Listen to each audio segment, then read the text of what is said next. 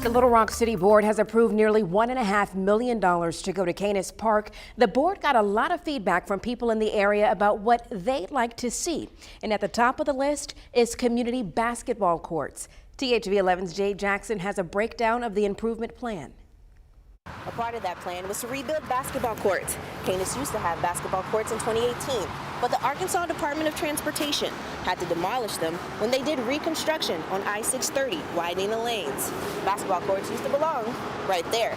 So over the years since it's been demolished by the Highway Department, we've received several emails and phone calls about when are we going to build back the basketball courts and how important it was. Leland Court with Little Rock Parks and Recreation says new courts will be built under the I-630 bridge. He says some of the funding came from a FEMA grant that the city of Little Rock matched. There was some short-term financing and special project funds to allocate the lump sum. That's going to build out the whole 3 basketball courts and a half a basketball court, new entry to the park, mitigate a low water bridge. The low water bridge currently is where the park entrance sits, which means although there's drainage, if it rains, like today, and water rises high, the fire department has to close the park. Because of that, there's always a conflict that we close the park and people can't access the park. And access is what Mayor Frank Scott Jr. says park goers in the area should be granted. I understand how Kanis Park is meant to our entire city as basically our Rucker Park as it relates to the basketball goal courts.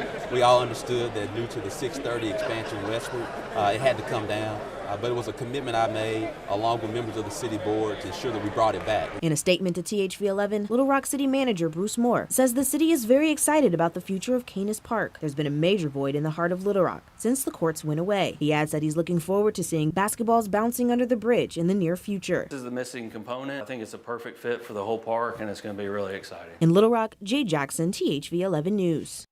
Thanks so much, Jay. Mayor Frank Scott Jr. says the city expects to break ground this summer and the court should be up sometime around this fall.